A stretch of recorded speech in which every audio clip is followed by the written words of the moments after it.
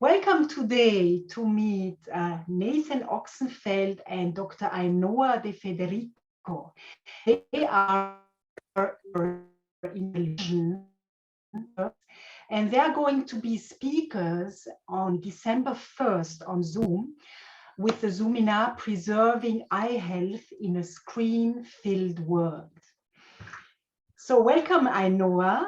Maybe you want to present yourself in a few words? Okay, thank you, Gabrielle, for inviting us to do this talk. And so to introduce myself, I'm a researcher and professor at the University of Toulouse, where I teach natural vision improvement at two levels, the Masters of Health Education that I have directed, and also in the Free University of Toulouse, where we put into service of society, of people of all walks of life, what we do research and what we teach at the university.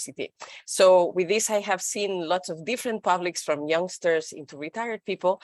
And so I've been working in natural vision improvement for 20 years, and since 2016, online, first in Spanish and now in English. And it's amazing because you can help a lot of people like that. Great. So Ainhoa, can you tell us how is the vision of people doing nowadays? And what are the challenges? Well, actually, not very well, not very good. So in 2019, the World Health Organization created a report where they said that at that time, at the end of 2019, 1/3 of the world population had vision problems, and 80% of them could be cured or reversible.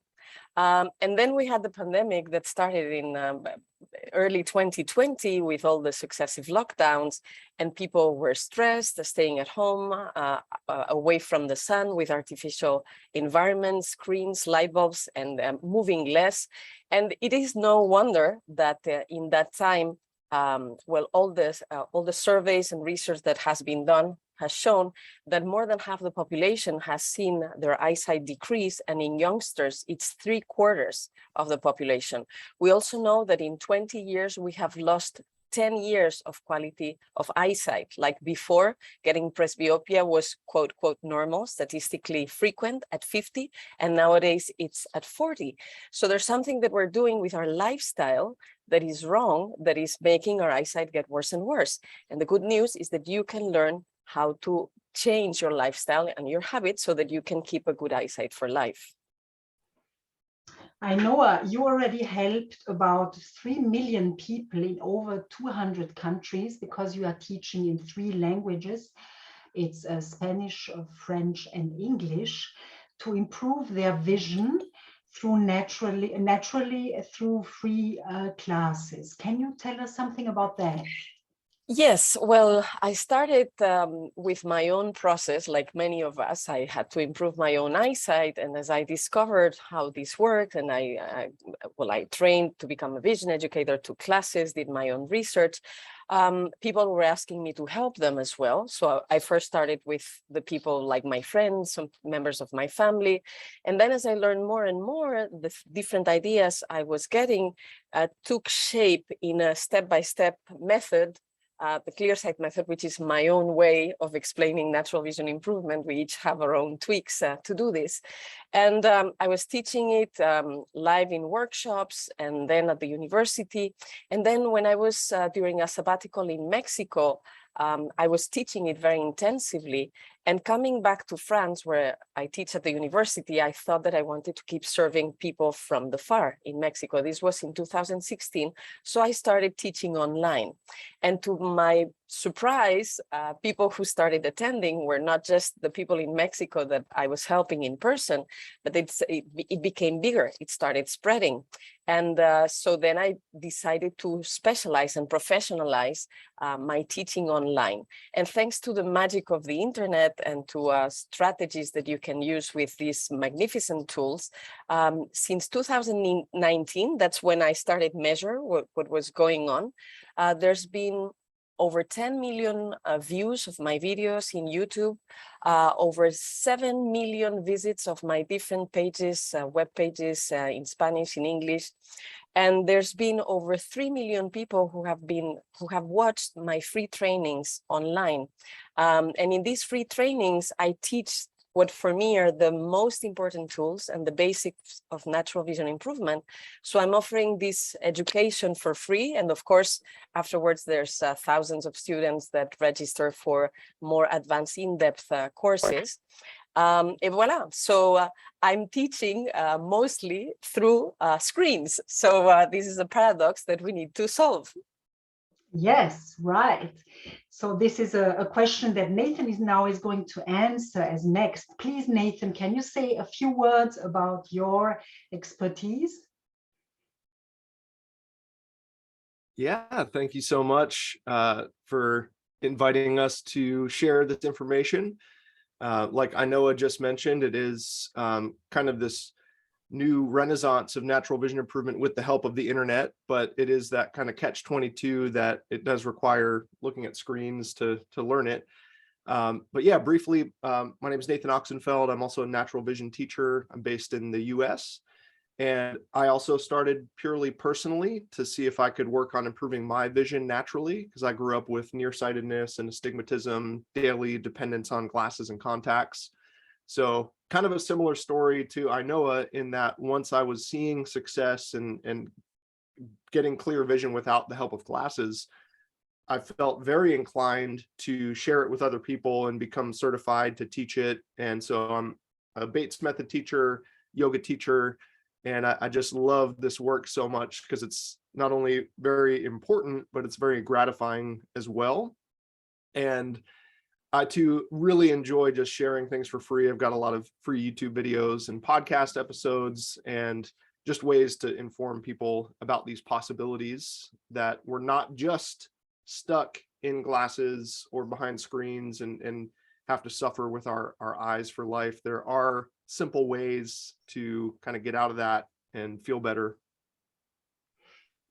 So Nathan, a special question for you. So are screens innately bad for our eyes? It's kind of a yes and a no. It's a really interesting question, and it's not really one that Dr. William Bates had to deal with. He was the ophthalmologist who developed natural vision improvement like 100 years ago. And that was before screens and the technology and the artificial lights, that we have today. But back then, there were still plenty of reasons for people to be focusing at the near point for extended periods of time, whether it's reading or writing or sewing or art. So although it is a different thing that we're looking at for extended periods of time up close, it still has a lot of potential, because Dr. Bates was helping people improve their vision despite having to read all day or write, and focus up close.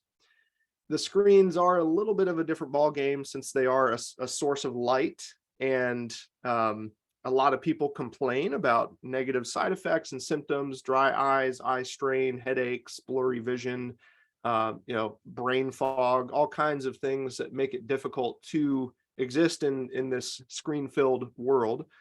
But my final answer is that the screens themselves are not innately bad or harmful. It actually has more to do with how we use our eyes when interacting with the screens. And if we have bad vision habits, then the answer is yes, the screens will make your vision worse. But if we can learn and adopt and try out some good vision habits while working with screens, not only can it not harm our vision, but I now look at screens as ways to improve my vision. They're like vision improvement opportunities, potentially. So Nathan, what is one thing that someone has to work on a screen, or no, excuse me, what is one thing that someone who has to work on a screen all day can do to help their eyes? Yeah, that's also a good question, because the simple answer would be to just limit screen time, just spend less time on screens, but that unfortunately is not super realistic for everyone. And so the one simple, obviously we're going to go deeper into this in our full panel and kind of devote the whole topic to exploring lots of these strategies. But if there's just one that I want to share today, it's to see if you can incorporate some movement into your visual field while on the screen. Because one thing Ainhoa said is, especially during the pandemic, people were moving less. And usually when we're on a screen, we're not moving very much. So that means that there's two ways we can do this. We can either maybe move ourselves a little bit more. If you're on your phone, maybe instead of just staring at your phone, maybe you could kind of move a little bit and maybe move the phone or move your body so that the background kind of takes on a little bit of motion. But an even simpler thing that I do every day that I'm on the screens, and I'll just show you real quick. I've got us on Zoom here, but then the whole rest of my computer monitor is this video hiking through the forest. So it's just slowly moving in my peripheral field. And meanwhile, I can have other windows on the screen. Not to mention, I've got a window here with some natural movement happening out there as well. But if that screen was static and those blinds were closed, I would feel probably a lot more eye strain. I might end up staring more. So, you know, that's just one creative way to bring movement by using a YouTube video. That channel is called 4K Relaxation. So it's specifically about, you know, bringing more of a relaxed environment into your workspace. But there are other ways that we can incorporate movement with, like, you know, physical objects or lava lamps or different ways to kind of change our workspace that can actually have a profound effect. Wow, that's so fascinating. Thanks a lot, Nathan and Ainhoa. Looking very much forward to learning more. That's a very important and very actual field for us all. So please join us on December 1st. It's 8 p.m. Central European Time, or 2 p.m. Eastern Time, or 11 a.m. Pacific Time. Please sign in at my website, color-buresch, buresch.at.